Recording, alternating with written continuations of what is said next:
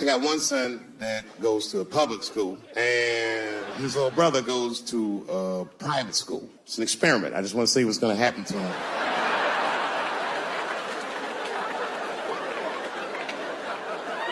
But what's weird is my little son in private school, he's like my thuggy son, you know what I mean? I don't know where he get that from. He's not getting it from me. And he's definitely not getting it from that school. That school is very, it's a liberal school. It's the kind of school, might be like 12 black students in the entire school. And I'm the only black parent.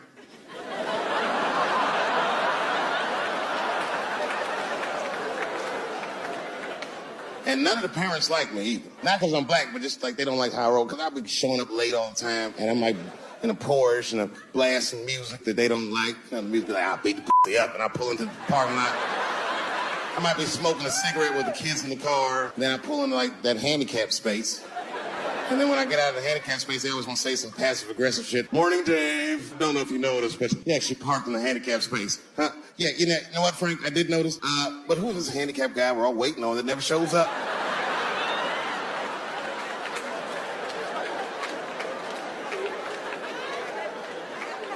Imagine my surprise when I go to pick my son up and the teacher is waiting outside for me. She's just standing right there in the middle of the fucking handicap space. I knew something was wrong, so I rolled the window down like, what's going on? Hi, David, can we talk to you for a minute in the office? I said, no, fuck that. We got to talk right here. What's going on? I knew it was bad. Ibrahim had a fight. I said, a fight? Don't worry. Everyone's okay. I said, everyone. What happened? Well, that's it. We don't know what happened because he won't talk to anybody. All we know is that he punched Sarah Jr. in the face. And then we all had to go into the office, and I was really worried. I didn't want him to kick me out of the school. And then they brought my son in, he was crying. They brought him in like a prisoner. He was like, oh. I said, son, just stop crying, calm down. Do not look at these mean faces. I need you to look at my face, and I need you to tell me the truth, buddy. All right? Just tell me the truth. Is it true? Did you punch that girl, Sarah Jr., in the face? I was trying to give him a signal to lie, but he didn't pick up on it. I was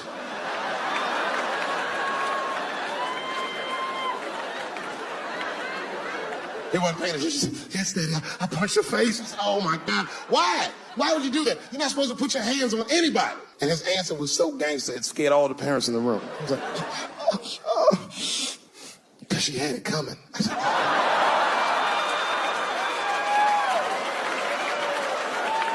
and everyone looked at me. I said, I did not teach you. I don't know where I got that from. I said, what does that mean, son? That is crazy talk. What does that mean? And then he just started crying like he was Tupac. Oh, these kids keep fucking with me.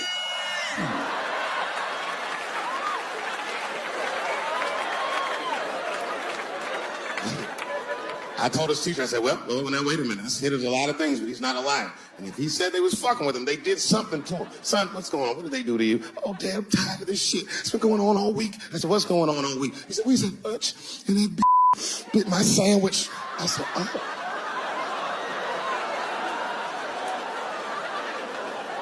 He said, it's the fourth time this week. I'm tired of this sandwich biting bitch.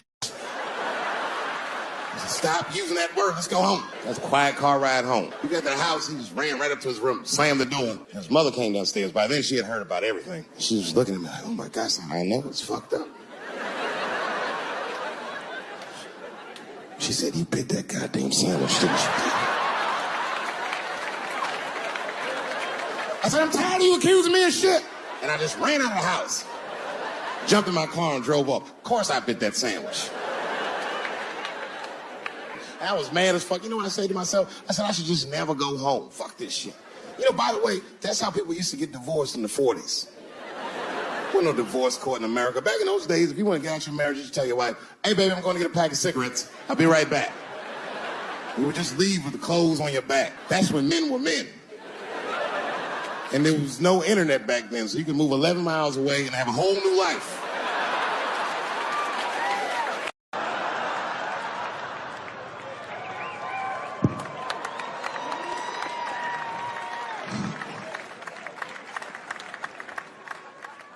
Third time I met O.J. Simpson.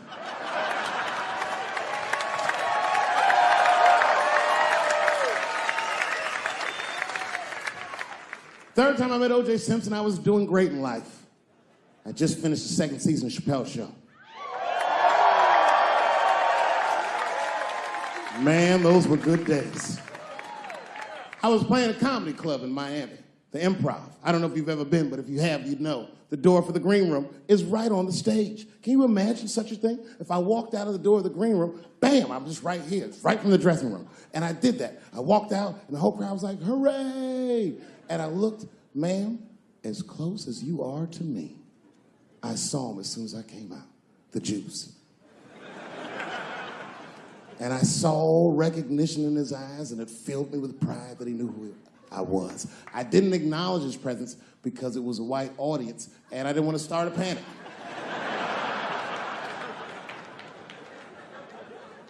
But I did my show.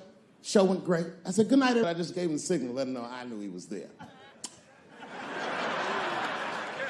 And I walked into the green room, and OJ was already in there. I was like, how the fuck is this possible? I was scared. And then my friends came in and we all started talking. We sat down on the couch. And I'm just telling you what I saw with my own eyes. You can believe me or not believe me. But in my experience, O.J. Simpson, one of the nicest men I'd ever met. He was nice to me. He was nice to my friends. The conversation was filled with warmth and levity, humor, and wisdom. We talked for 90 minutes, and then suddenly the Juice said, you know what? I've got to be going. But it's good to see you again, and I'm glad things went so well. I said, thanks, Juice. And my friend said, yeah, goodbye, Mr. Juice. They're new to the game. He said, no, thank you for your hospitality. Good night, guys. And we said, good night. And he just walked out of the room. And as soon as the door closed, we all looked at each other like, that nigga did that shit.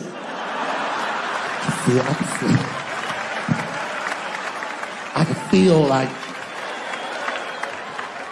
murder in the room.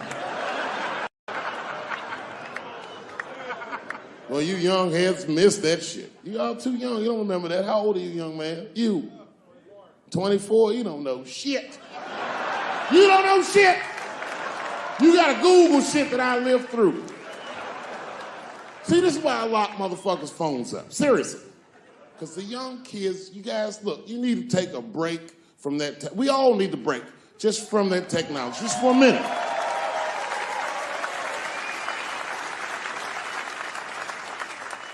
You know, I'm from a different time, young man, a dark time to you. I'm from a time that I didn't even used to know who was on the phone until I answered the shit.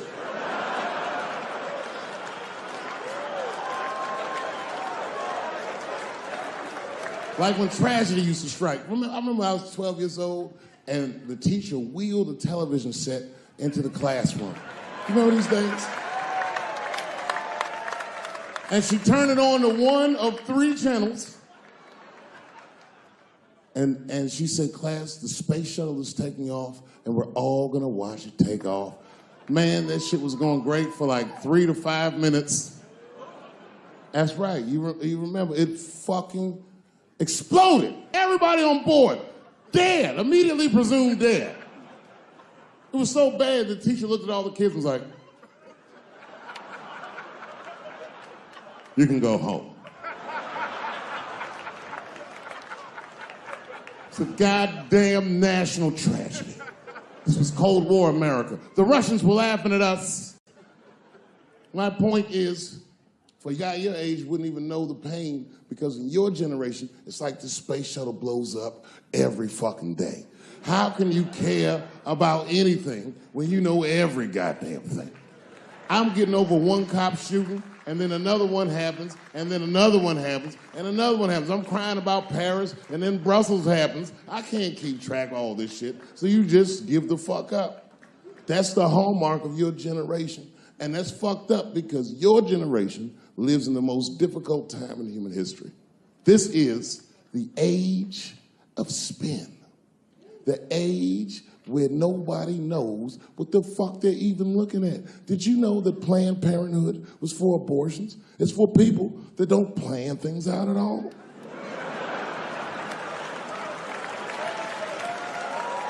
That's right. So a guy your age doesn't really know how he feels. Are you pro-choice? Are you anti-consequences? What does it all really mean? It's easier not to care for you. But for us, we were trained to care. We were raised that way. I used to watch a fucking cartoon when I was growing up called the Care Bears.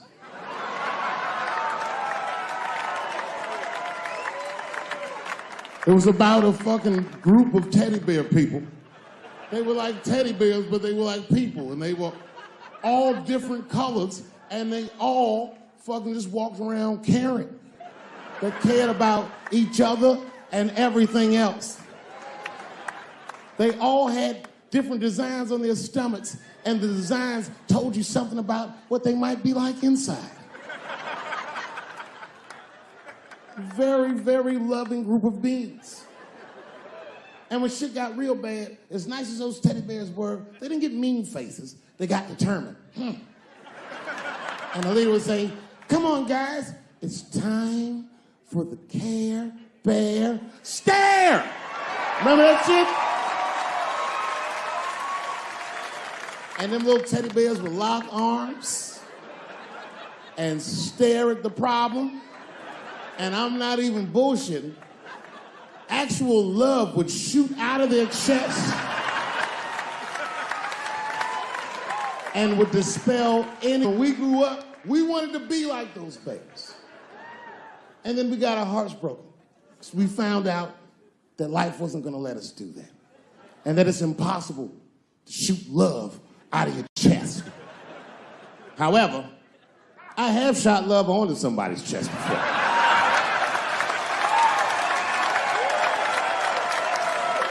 I do it all the time.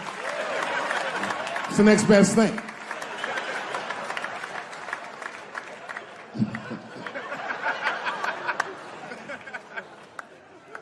Oh, yeah, you kids don't know.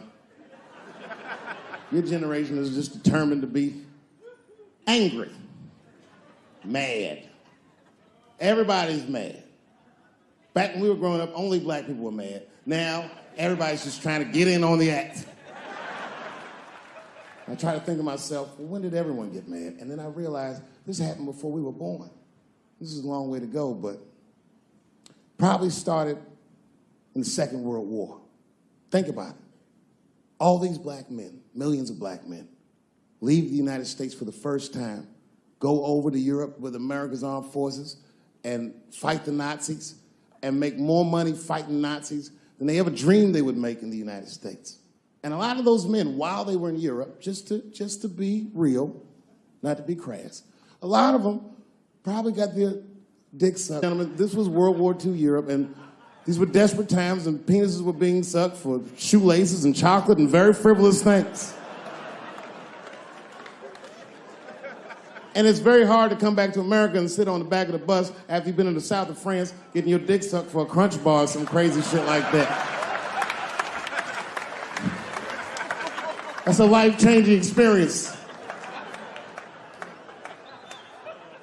And while that was happening in Europe, here in America, for the first time, women entered the workforce en masse by the millions. All the men were gone. Someone had to run the factory. The ladies did it. That's right. This was the first generation of American women to have independent income en masse. And when the men came back, the women weren't the same. American women had grown. They were uttering phrases that no woman on earth had ever spoken before. Things like no and shut the fuck up and I don't feel like it.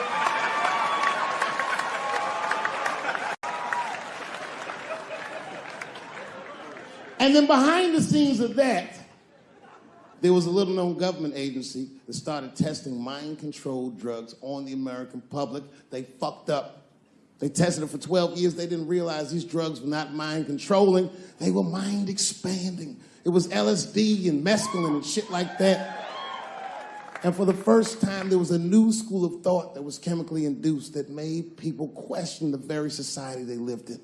By 1960, the President of the United States was only 42 years old. Can you imagine? DMX is older than that. And he was going to usher in a new era of peace. He was gonna avoid the Cold War. He was gonna end segregation. And they blew his fucking brains out in front of everyone in Dallas. This country was never the same. There were 7 more major assassinations in the 60s. Anyone that stood up and said anything was shot down the streets like a fucking dog. Kennedy, King, X, Evers, on and on. You didn't even have to be famous. You could be a college student at Kent State or in Mississippi protesting the Vietnam War, and they shot them too. Wild era. And while all this was going on, Bill Cosby raped 54 people. Holy shit, that's a lot of rapes, man. This guy's putting up real numbers. He's like the Steph Curry of rape. Man, that's a lot of rapes. 54. He had raped 30 less people. That's still 24 rapes. Don't forget, each one of these rapes has 8 hours of sleep in it. Ladies and gentlemen, that's over 400 hours of rape. It only takes 65 hours to get a pilot's license. If rapes were aircrafts, this nigga's Top Gun for sure.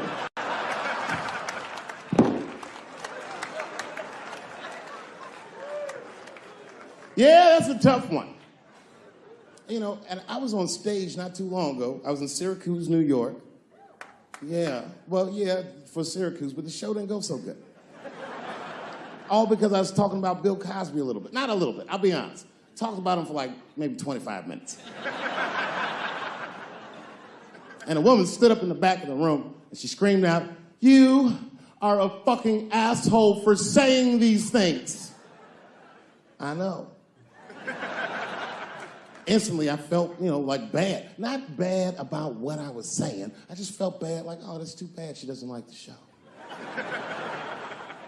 I didn't realize it at first, but not only did she say that, she was rushing the stage. By the time I saw her, I just saw this shadowy figure fucking charging up the aisle towards me in full fight mode. I was horrified. I said, oh my God. I'm gonna kick this bitch in the face.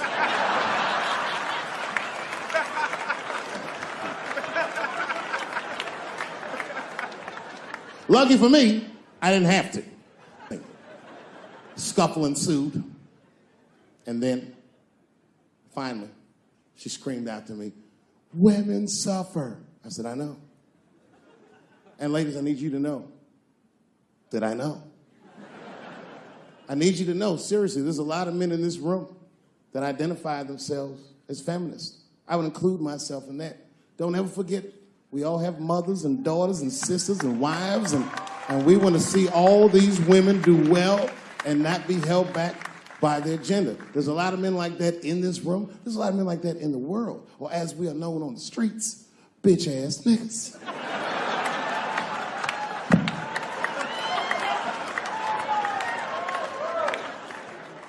But as this woman was wrestling and screaming at me, I started to take offense. And I'm gonna be honest, race was involved. She was a young white woman. Well-intentioned, but it's like not thinking it all the way through. Bitch, how the fuck are you going to yell at a black man about discrimination? She didn't get it. She just kept going. Women suffer. I know. Women suffer. Same team. Women suffer. I know. And this wish went too far. We suffer just like you. Slow your roll, bitch. Me. Not like us. She goes, suffering and suffering. What's the difference? I said, come on, white woman, you know what it is. You was in on the heist, you just don't like your cut. You suffer, I suffer. You suffer, I suffer. That's how it works. Can't do comparative suffering. If you're hungry and your friend says, people are starving in Africa, so what, nigga? I still want lunch.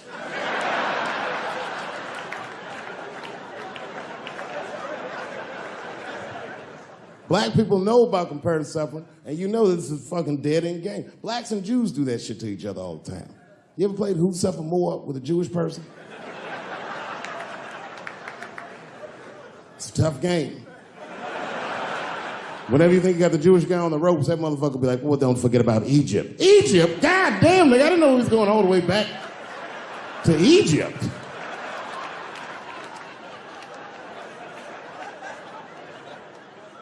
What the fuck is wrong with her? What does she think? Does she think that I don't know that rape is wrong? Does she think that maybe I don't have empathy for Bill Cosby's alleged victims? And I would be remiss if I didn't remind you that technically these are all still allegations.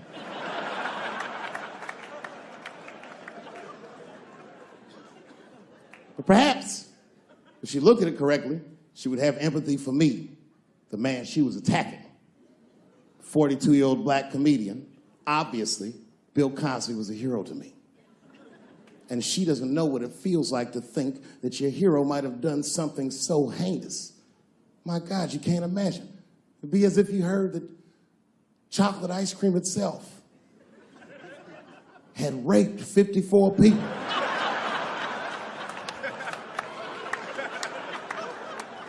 You'd say to yourself, oh man, but I like chocolate ice cream. I don't want it to rape.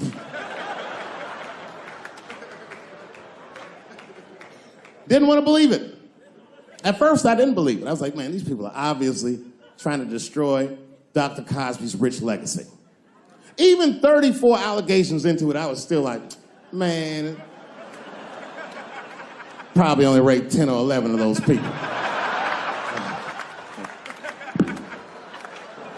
I know. Tough time for the blacks.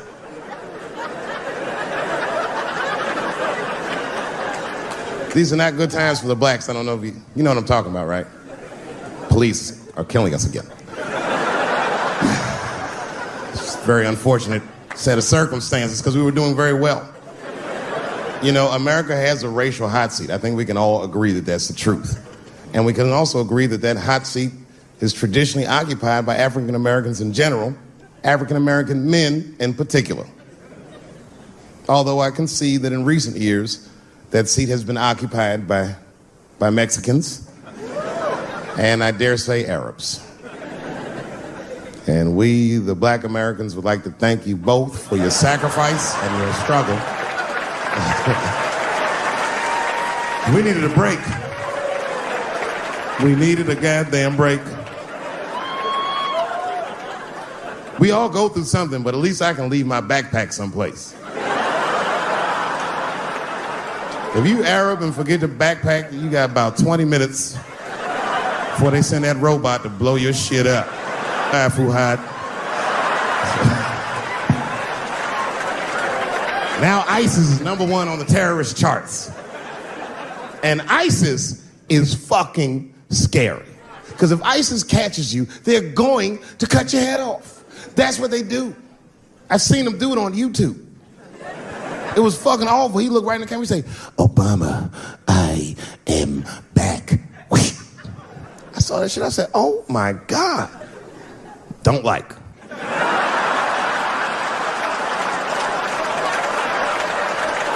How is this guy cutting people's heads off on YouTube? I can't even post a dick pic, and this motherfucker is decapitating people. I'm gonna have to change my settings.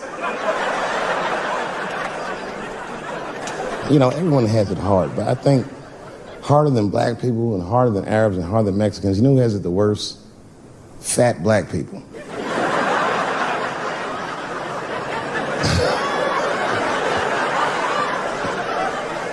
It's hard for white people to understand, but that's what I'm saying is very true. Fat black people have a really rough road because all manner of things kill white people. But you know what kills more black people than anything, more than police and terrorism? Salt, nigga. Regular. Here, white people are getting Ebola cures and shit, and meanwhile, I'm dying from fucking the flavoring.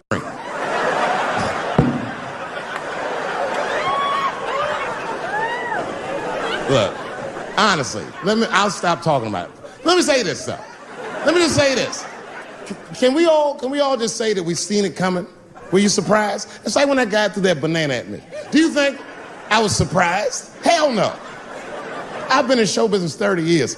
I was expecting this banana. I knew one of these nights, it's like somebody gonna throw a banana at me one of these nights, niggas. Because that's how it starts, with the name calling. Like that Paula Deen. Remember Paula Deen got fired from the Food Network?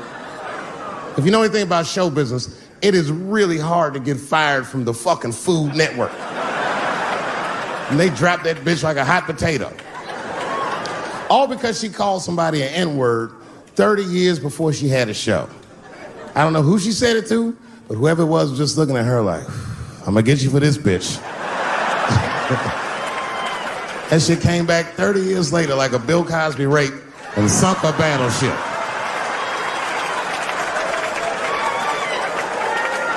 And every black person was mad, but we weren't like that mad. I was just like, well, how's this bitch gonna call me a nigga when she taught me how to fry chicken? That's not fair.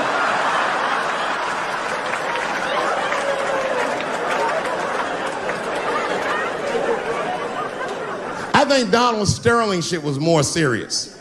Remember Donald Sterling? He used to own the Clippers, and then he got caught on a secretly recorded tape saying some very unsavory things about African Americans. And there's a lesson in that for all of us.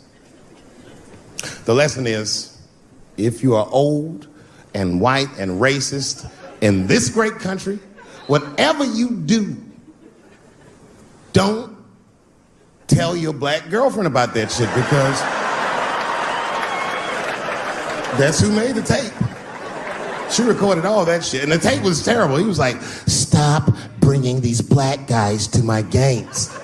First, we're all confused, like, well, how the fuck are you gonna have a game without us? But it turned out that the black guy he was speaking of was none other than Magic Johnson, the billionaire.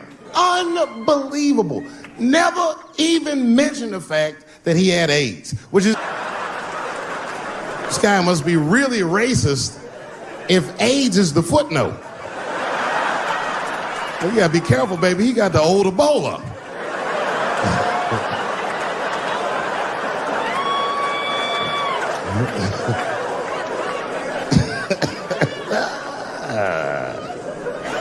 You can say what you want about that girl, but I'm gonna tell you right now, she is a goddamned hero.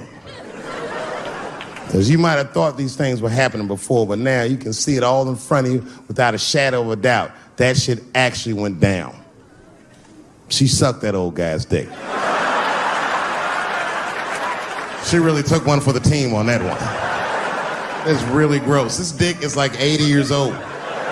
It's like tasting history.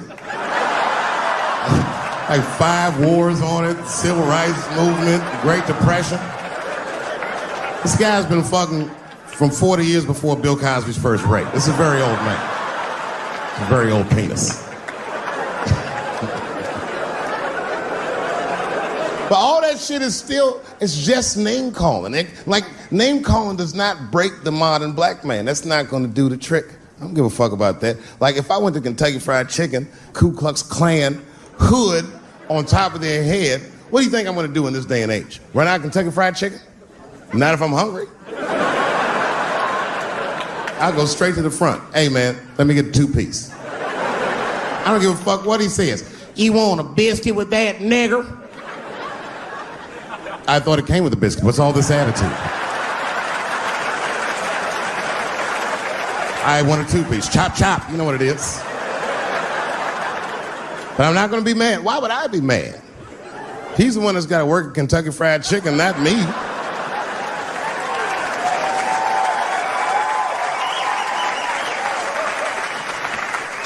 Well, how about this?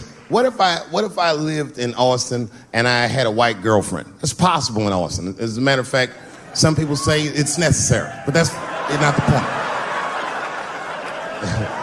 And me and my white girlfriend at home one night, and we're just doing what lovers do. Maybe she's butt naked and she's down on one knee giving me a hand job. I love a good hand job. And she's really jerking me off. You know, getting her obliques nice and tight. I got a huge dick, so she's like, And I'm like, wow, this really feels wonderful. I think I'm gonna come. Nigger. I know, that's a tough one. But what do you think I'm gonna do? Hey!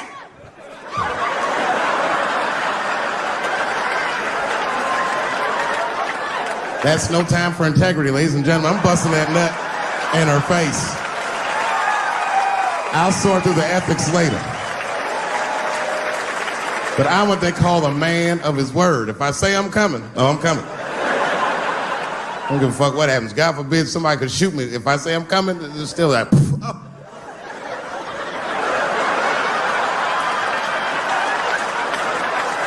Doesn't mean I like getting shot.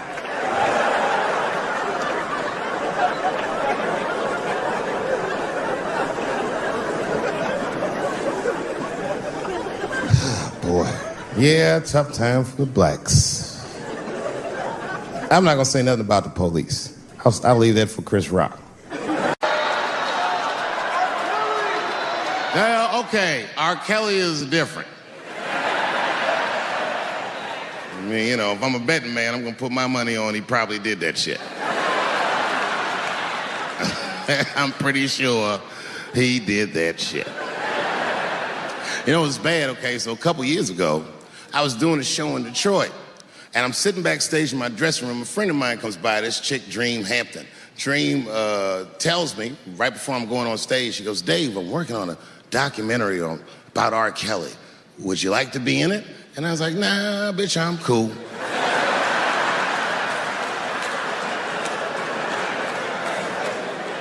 I went on stage, I just forgot about the shit. And then 2 years later, the documentary comes out, Surviving R. Kelly. And when it comes out, Dream's promoting the shit, and she keeps bringing me up. She said, I asked Dave Chappelle to be in my documentary, and he said it was too hot for TV. Bitch, I did not say that. It does not even sound like how I talk. Oh, that's too hot for TV? I would never say that shit.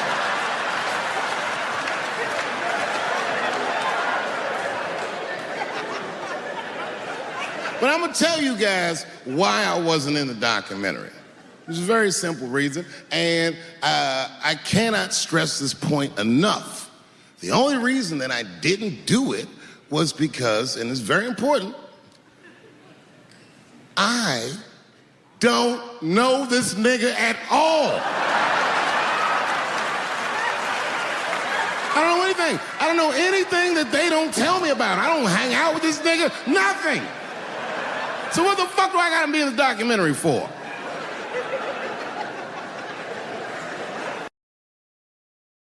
This guy, R. Kelly, got another sex tape out now. Can you believe that shit? This guy makes more sex tapes than he does music. He's like the DJ Khaled of sex tapes. Another one. Like, damn, nigga. It's a lot of tapes.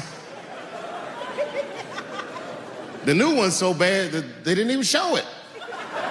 I've never seen anything like this. The prosecutor in Chicago came out in a press conference and read to the media a transcript of a sex tape. Have you ever heard of such a thing? This nigga read the sex tape. And it was so bad that R. Kelly sounded guilty in the transcripts. It's fucking amazing. 16 times the girl's age was mentioned. Isn't that crazy? This motherfucker is an idiot. He was fucking her like, yeah, this is the best 14-year-old pussy I've ever had in my life. And she was like, you like this 14-year-old pussy? He's like, oh yeah, I love this 14. I'm like, man, you need to shut the fuck up. You gotta give your lawyer something to work with. You're supposed to be on the tape like, this is the best 36-year-old pussy I've ever had in my life. And then your lawyer gonna be like, Your Honor, clearly my client thought that this woman was 36, as he mentioned some 16 times in the tape. They gonna know you lying though, you know what I mean? Everybody knows no such thing as good 36-year-old pussy.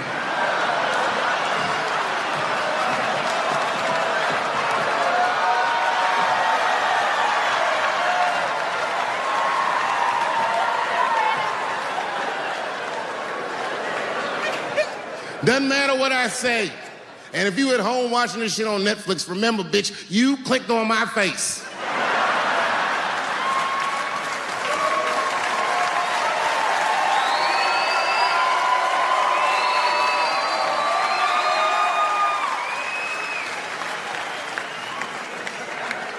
Celebrity hunting season.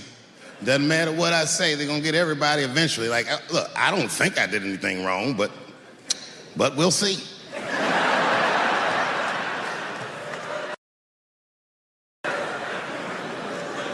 They even got poor Kevin Hart. Can you imagine such a thing? Kevin Hart, let me tell you something. It was Kevin Hart's dream to host the Oscars. That's what he told me. And I remember when he told me, because I was thinking to myself, well, that's an awfully strange dream for an African American. What kind of nigga dreams of hosting the Oscars? Kevin did, that's who. And he did it. Against all the odds, Kevin became the most famous comedian this world has ever seen, and he got the job that only one black man before him had had. He was gonna host the 80th Oscars. And I don't know what you know about Kevin, but I know Kevin Hart is damn near perfect. As close to perfect as anybody I've ever seen. In fact, Kevin is precisely 4 tweets shy of being perfect. 10 years ago, Kevin had made some very homophobic comments. And I'm not gonna repeat what he said, because this is Atlanta.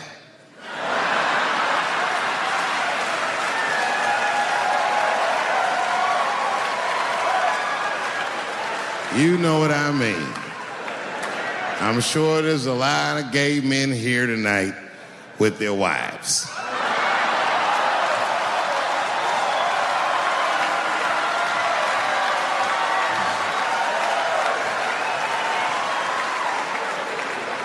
Far be it from me to offend anybody.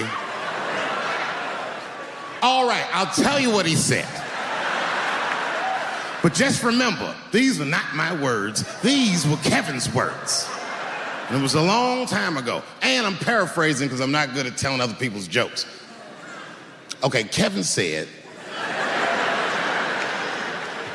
that if his little son was demonstrating or exhibiting homosexual behavior around the house, that he'd chastise him. He'd say, hey, that's gay. And then he said he would smash a dollhouse over that child's head. Ooh, the gay community was furious. And I don't blame them. I got a lot of gay friends. And all of them, 100% of them, all have told me fucking horror stories about the shit they had to go through just to be themselves. Crazy, crazy stories. And in all those stories, I gotta say, not one of them has ever mentioned anything like their father smashing a fucking dollhouse over their head. Because clearly Kevin was joking. Think about it. You would have to buy this nigga a dollhouse to break it over his head in the first place. Does that sound right? Is anybody gonna do that? The gay community was upset, and then they put so much pressure on the Academy of Motion Pictures and Sciences that they went to Kevin and said, if you don't apologize to that community, then you cannot host these Oscars. And then Kevin said, fuck it, I quit.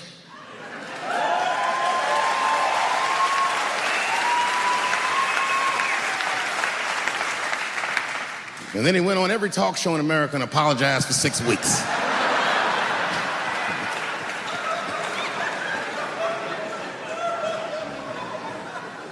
And Kevin fucked up.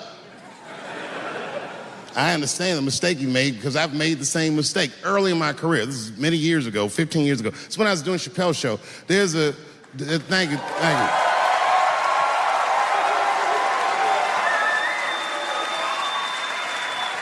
On network television, they have a department that's called Standards and Practices.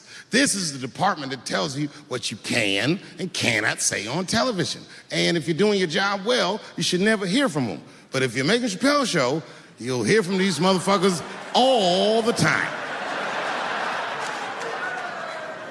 And remember, this is 15 years ago. I made a mistake. I didn't even know I had done anything wrong. I had written a sketch that had the word faggot in it.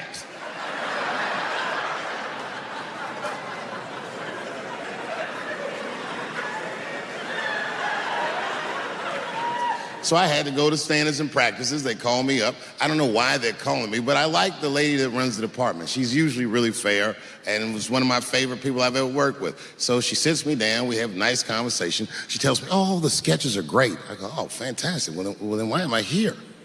She said, because, David, there's no way that you can ever say the word faggot on our network. I didn't know I did anything wrong. I didn't try to defend myself. I said, all right, fuck it, I'll take it out. Have a good afternoon. And as I was leaving, it occurred to me, hey, Renee, quick question.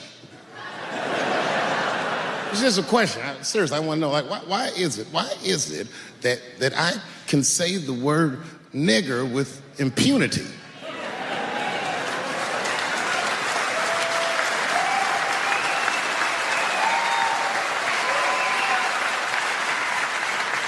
But I can't say the word faggot. And she said, because, David, you are not gay. I said, well, Renee, I'm not a nigger either.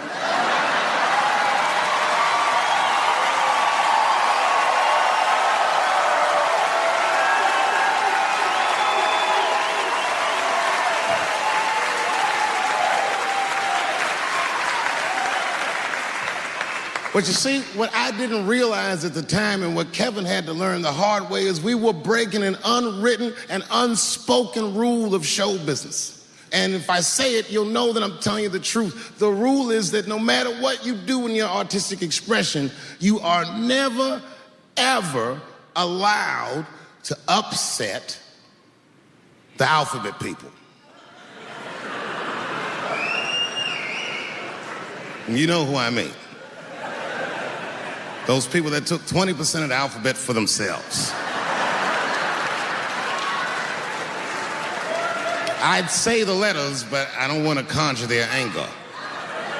It's too late now. I'm talking about them L's and them B's and them G's and the T's. People be surprised. I have friends, all kinds of letters. Everybody loves me, and I love everybody. I got friends who are L's, I got friends who are B's, and I got friends who are G's. But the T's hate my fucking guts.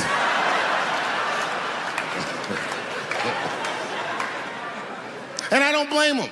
It's not their fault, it's mine. I can't stop telling jokes about these niggas. I don't want to write these jokes, but I just can't stop. There's a trans woman sitting in the audience. This is a true story. This was like a few weeks ago. I did 6 shows that weekend. This trans woman came to 4 of them. Calls herself Daphne. Man, this chick Daphne was in there cracking the fuck up at everything I said about everybody. It was amazing. She was laughing, and it was fun to watch her laugh. You could tell she was letting go of something that was heavy. And she'd throw her head back and she'd smile with all her teeth. She was having a great time. And the more fun she had, I felt bad, because I knew I had some trans jokes to unload. And I thought to myself, maybe I shouldn't say these jokes because I don't want to like fuck her evening up. She's having so much fun. But then I thought to myself, well, if I can't say it in front of her, should I say this shit at all? So I let her rip. To my surprise, Daphne laughed harder at the trans jokes than anybody in the room. In fact, everybody in the room would look at her to make sure it was okay. And I got off stage, I was in the dressing room, I was like, man, this is a fucking weird show. I'm sitting in the dressing room by myself just trying to figure out, like, what the fuck just happened out there? Like, why is it that this one woman can't take any of these jokes and Daphne can take all of these jokes? So weird. And then I realized, Daphne used to be a man.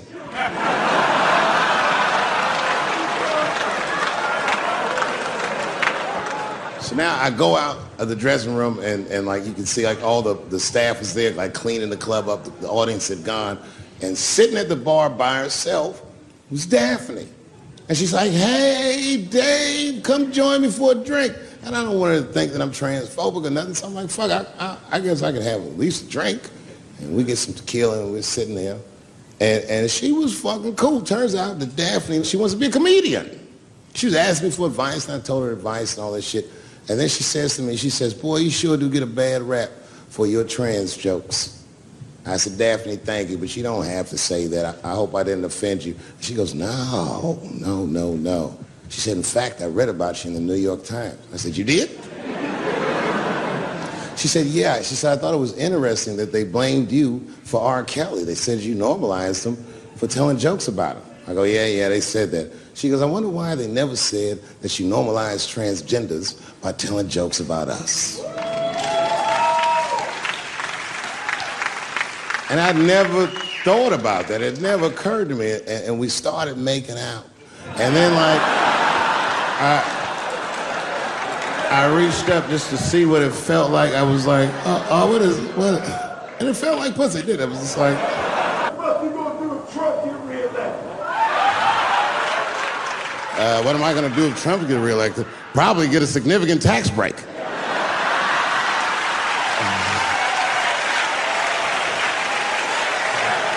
Hey, you wanna know why I don't even talk about Trump in my show? Because that motherfucker is not the hokey pokey. He is not what it's all about. There's millions of people that put him in power, and the ideas that he puts forth are not his own. He's singing poor white people's greatest hits. So why the fuck would I worry about him and not the other millions? Really, you know who I'm gonna vote for next time if things keep going the way it's going is that gay dude. No, Mike Pence.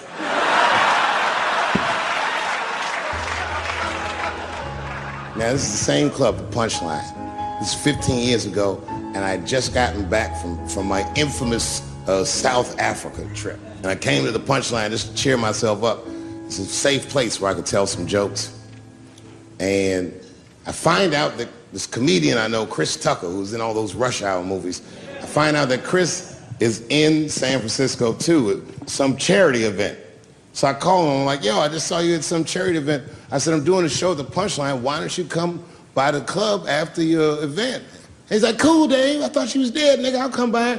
He says, is it okay if I bring some friends? Because, you know, I'm with a lot of people. I go, man, you Chris Tucker. You can bring whoever the fuck you want. And then I show up to the club late that night. I walk into the dressing room, and sitting in the dressing room is Gavin Newsom, who at the time was the mayor of San Francisco, but now he's the governor of California. And sitting next to him was Kamala Harris, who at the time was the DA of San Francisco. Now she's the senator from California that's front-running on the Democratic ticket. And sitting next to her was Al Gore. It's fucking weird. And sitting next to Al Gore was the guys from Google, Sergey, and I don't know how to say these. All right.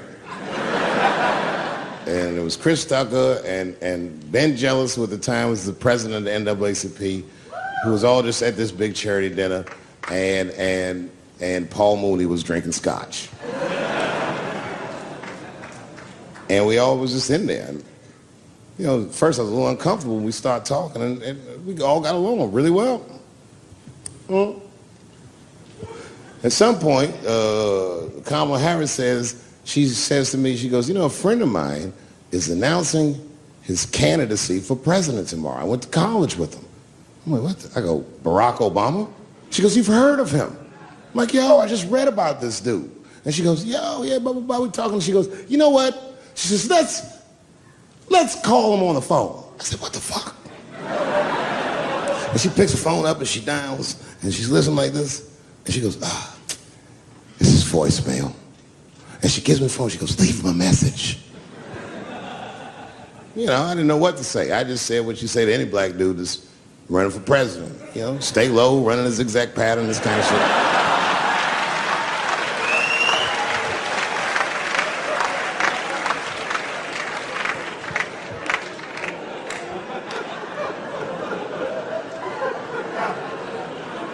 And then the last thing I say is, you know what? I said, Sarah, I really do believe you can do this. Like, man, I'm wishing you luck.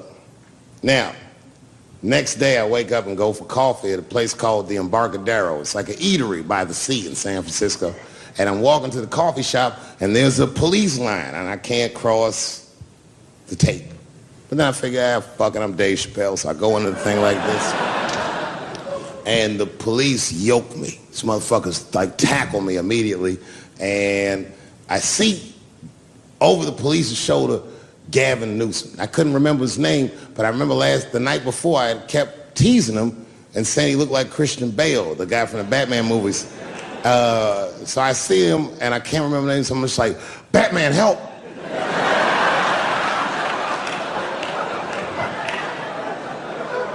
And he stops, he's like, Dave? And then the police see that the mayor knows me, so they all like, oh, sorry about that.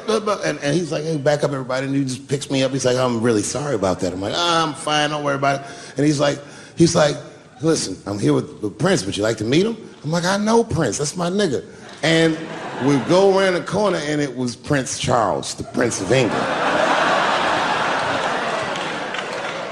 I didn't know the protocol of meeting royalty. You're not supposed to touch him. I dapped him up like a nigga. My nigga. Just hugging him and shit like this, dapping him up. And that nigga was cool, too. I was like, it's really fucking weird. And then I was just out there in the upside down, not having no TV show, trying to figure life out. And the election was going on in the background. And this guy, Barack Obama, was picking up steam. This motherfucker was killing it. And I had a chance to go to the last debate on the Democratic ticket. And I went. It's me and Chris Tucker sitting in Myrtle Beach, South Carolina. It's the last three candidates. It was Barack Obama, John Edwards, and Hillary Clinton. Now, Obama's a lot taller than Edwards and Clinton, and he had the center podium. And at one point, they're all on stage, and they start fussing, and Obama goes, look, none of us are perfect, like this. And his hands was like this, and there was light shining behind his head, and the other two candidates was looking up at the nigga, and I was sitting in the audience like, this nigga looks like Jesus.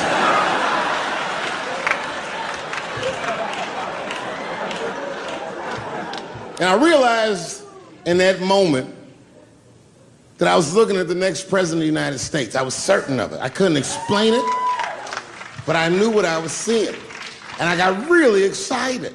And I'm not that kind of guy. I said, I gotta meet this motherfucker. So I stayed.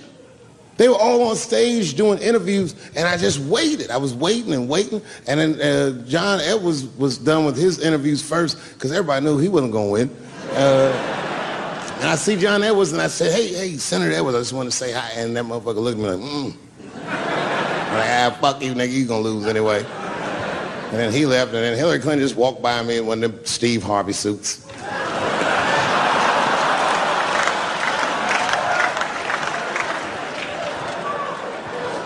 But Obama was taking forever. Everybody wanted to talk to him. When I knew the media saw exactly what I saw, there was no question about it. That was the guy.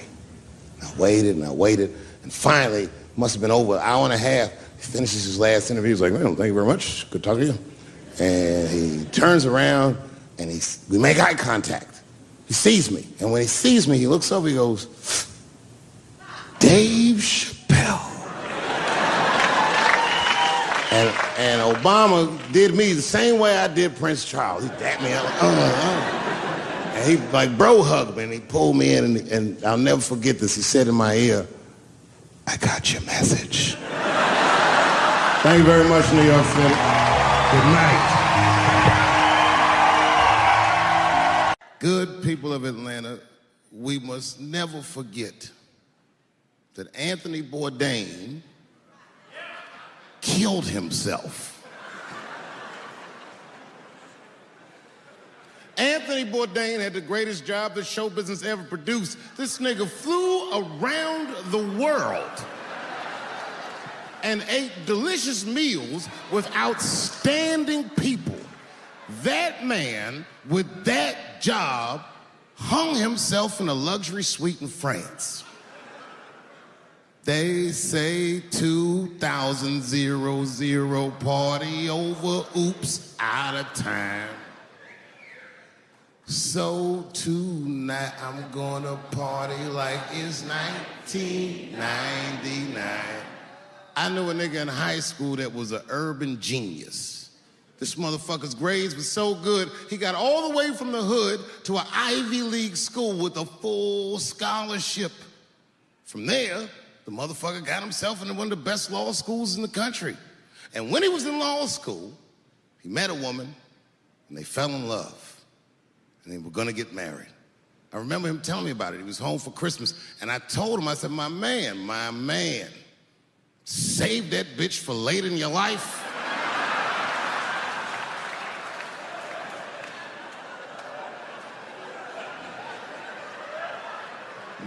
But he's in love. He didn't listen to me. He married her while he was in law school. And sadly, they got divorced while he was in law school. He was a street nigga from the hood. This man had nothing. And that bitch took half of that. And then I just never saw him again for years. And then 2 years ago, I was home in D.C. doing some shopping, trying to buy my sons some socks at Foot Locker. I go to Foot Locker, guess who's the manager? That nigga. Dressed like a referee, the whole shit.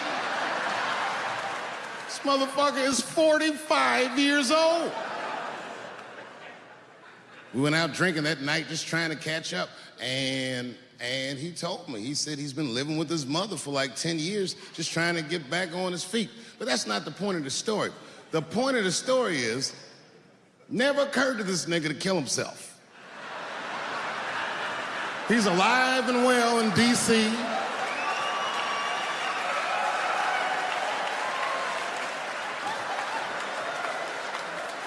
I even suggested to him that he should try it out. Like, I don't know, nigga, you might...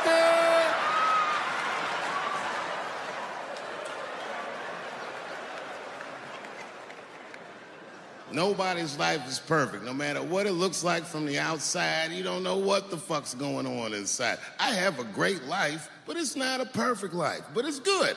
My shit's like an above-ground pool. You ever seen one of them? Yeah, it's a pool.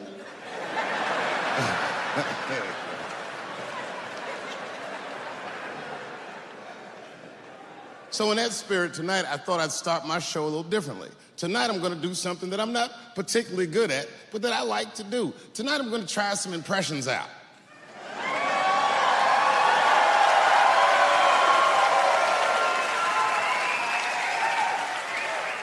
I only got 2. All right, the first impression's kind of dumb, but I like it. This is my impression. You ready? This is my impression of the founding fathers of America when the Constitution was being written. You ready? Here it goes. Hurry up and finish that Constitution, nigger. I'm trying to get some sleep.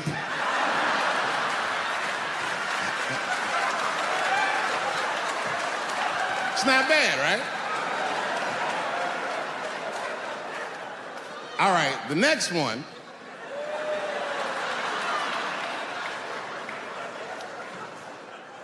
The next one's a little harder.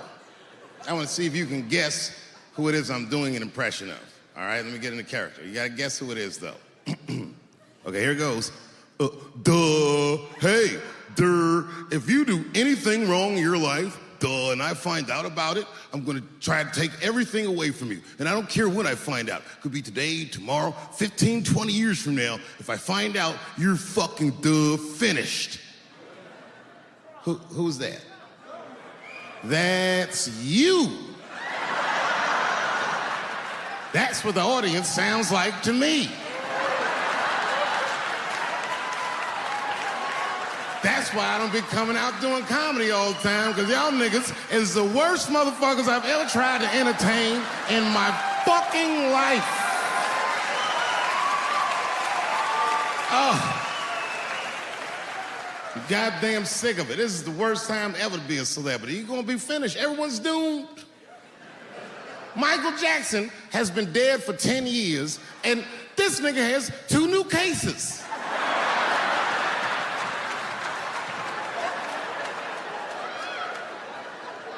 And if you haven't watched that documentary, then I'm begging you, don't watch it. It's fucking gross. I felt like HBO was sticking baby dicks in my ears for 4 hours straight. Really nasty shit. I don't want to know all these things. Turns out, Michael Jackson allegedly likes a long gander at the anus. So they said he stares at people's buttholes. That's what they said. That's how gross the documentary was.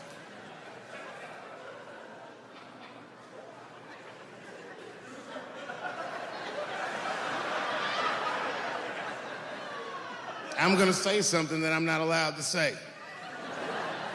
But I gotta be real.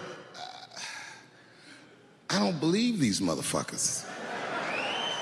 I do not believe it. But let me qualify the statement. I am what's known on the streets as a victim blamer. You know what I mean? If somebody come up to me like, Dave, Chris Brown just beat up Rihanna. I'll be like, well, what did she do?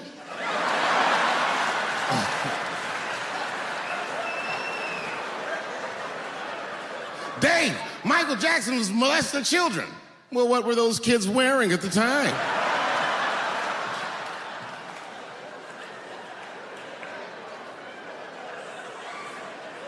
I don't think he did it. But you know what? Even if he did do it, you know what I mean?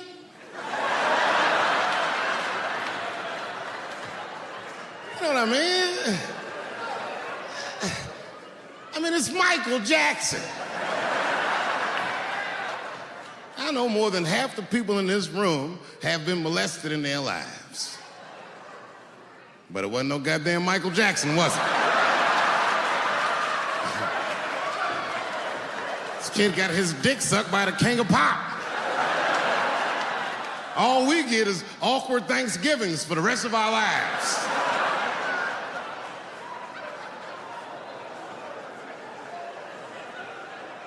You know how good it must have felt to go to school the next day after that shit?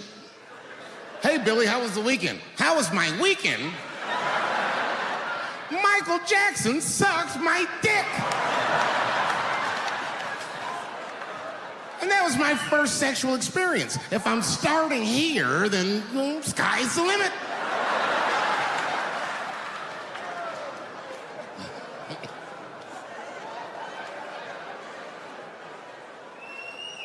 I know it seems harsh, but man, somebody's got to teach these kids.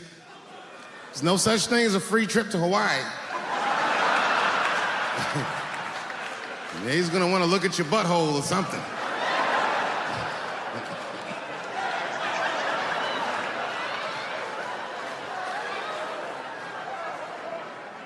You know why I don't believe it?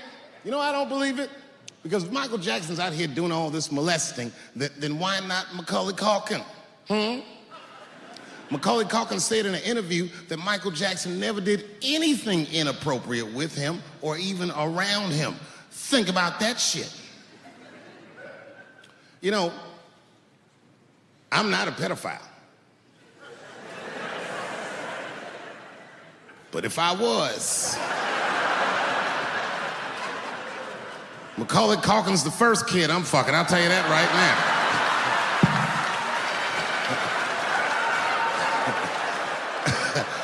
I'd be a goddamn hero. Hey, that guy over there fucks a kid from Home Alone. And you know how hard he is to catch.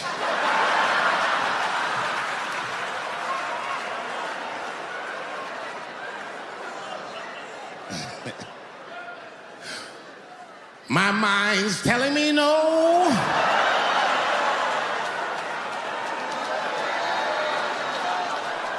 My wife's friend, Stuart, told me that. My wife has a lot of gay friends. Stuart's their leader. She has a lot of gay friends. And I don't like them. Not because they're gay, I'm just judging them on the merits of their character. They're just not nice dudes. They're rude house guests. They're sitting on my couch, giggling with my wife, eating my mother macaroons. And I come in, they act like the party's over. Hey, Stuart, what's going on? This guy talks to me the way a cat would speak if a cat could talk. Hi, David.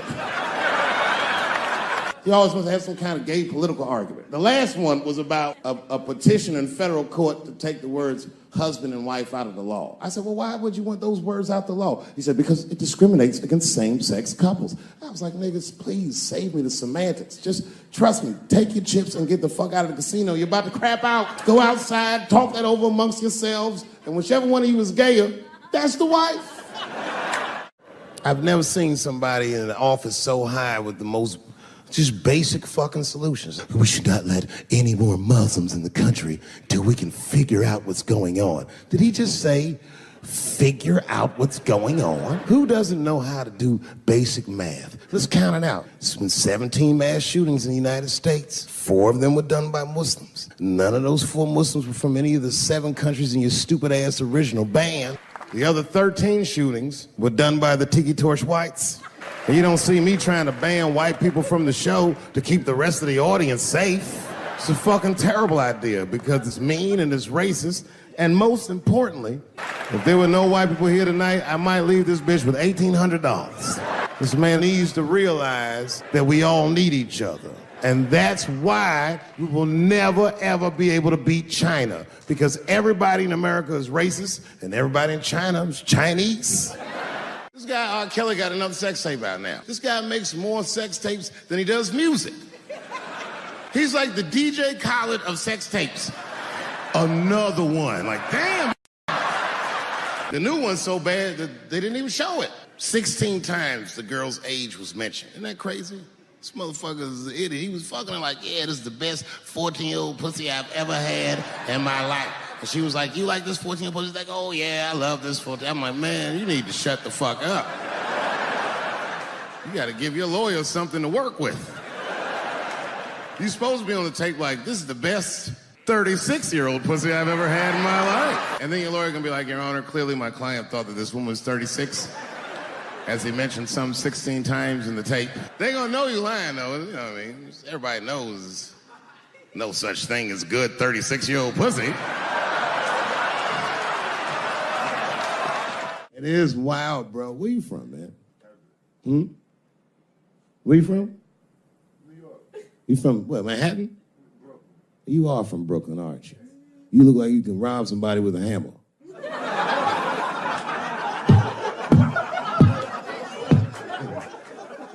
Brooklyn niggas rob you with shit they find around the house. I just got stabbed with a toothbrush. This nigga must be from Brooklyn. I'm fucking around. I think, okay, again, of all those letters, the T has the toughest road ahead. In fact, I think the T should stand for tough road ahead. They've got the longest mental gap to bridge. That's all I'm saying. Because, you know, whenever I see one of them T's on the street, I don't mind them, but I'll be like, man, I miss Bruce. I'm sorry, guys. I'm 42. I remember Bruce Jenner. Before the Kardashians, before all that, this motherfucker was a white American superhero. It was amazing. He was beating Africans at track and field. We'd never seen anything like it. He was on my cereal box growing up. You know how much of that cereal I ate, nigga? I didn't know he was gonna do that. I knew before you guys knew. I heard things on the street in Hollywood. You know, you just be out, see people. Hey, what's up, Kanye? Why the long face? Nigga, you'll see. I got 2 mother-in-laws now. There was a big dance coming up in the middle school. I was 12 years old. I said, Dad, can I go to the dance? He said, of course you can go to the dance. I want you to get out and meet some more kids. I said, great. It costs $3 to get in. And my dad said, ooh, sorry, son, I don't have it. I was like, what the fuck? You don't have $3? Well, then how are we alive, Dad? Dad said, if you want to go to the dance bad enough, I'll tell you what, there's some money in the change jar, get the money from there. I was 12 years old, that's what I did. I showed up to the dance early. There's a long line of kids waiting behind me while I'm at the door trying to count out 300 pennies to get inside. I will never forget this shit as long as I fucking live. Oh, man, you know, if you've been poor, you know what that feels like. You ashamed all the time. Feels like it's your fault. And all them kids was laughing, ha, ha, ha. Look how poor Dave Chappelle is. Like, when I think back at it, that's really the only time in my life that I ever thought to myself, I should kill everybody at school. No, this is what I mean. Okay, look, okay, you're an Asian dude. No, I say this with no disrespect, but we're all Americans, right? And we can agree that America has a huge body count all over the world, but nowhere more than Asia. Literally, if you look at history, recently, we have bombed the masculinity out of an entire continent. We dropped 2 atomic bombs on fucking Japan, and they've been drawing Hello Kitty and shit ever since. There's a lot of lady boys in the wake of our bombs, and I know these things because my wife is Asian. She's Filipino. All right, well, okay, so that explains it. Now you know why you see me at all those Filipino events. I'm not there picking up pussy, I'm dropping some off.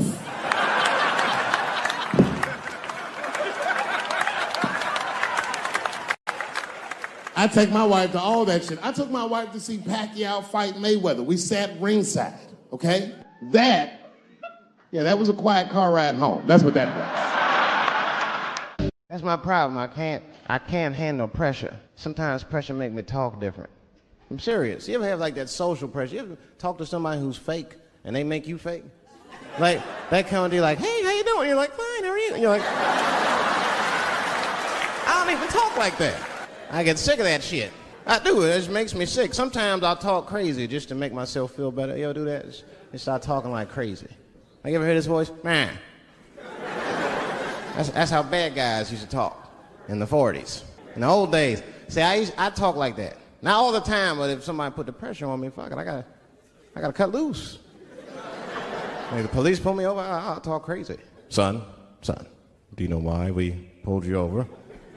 Nah, because I'm black, see, that's right. Nah. It's not illegal to talk like that. How do they know I don't talk like that every day? Stop talking like that. Stop talking like white copper. Nah. I see my age in my children. I came home from the road. This is not long ago. I've been gone for, if you can picture, I was gone for weeks and weeks. And when I came back, nobody was home. Now, one person in my family thought that maybe I'd like to see them when I got back. Like, they knew when I was coming back, but they just weren't home. And that shit was a wake-up call. But an empty house, that's some cold shit. And I went into my oldest son's room. I was like, hello, hello. He was gone. And I'd never done this to him before, but for some reason I just did it. I just looked through his shit. Just to see who this motherfucker was becoming. And I found these notebooks, and I started going through the notebooks, and it was all this wonderful poetry in them. And then I looked through his drawers, and I opened up his middle drawer, and I found this rolling paper. And I looked down at them papers like, oh, that's where that poetry's coming from. I'm doing a show somewhere, and I'm on stage, and I was a little drunk, you know. I figured to be safe, because, you know, everybody's phones are locked up. And I went in on this kid. I was talking all kinds of shit. Now, I didn't know that there was a journalist in the audience. Took impeccable notes. He told everybody everything I said. He was even putting the jokes in the headline. The headline said, Dave Chappelle says he wants to smash a dollhouse over Juicy Smouye's head. And I thought for sure when I read that headline, I said, well, that's it for me. I'm canceled. Lucky for me, that very same day, the Chicago police caught the motherfucker that actually did it. And hilariously, they were both Nigerian. Not only were they not white, they were very, very black. They were Nigerian, which is the funniest shit. The whole story is funny.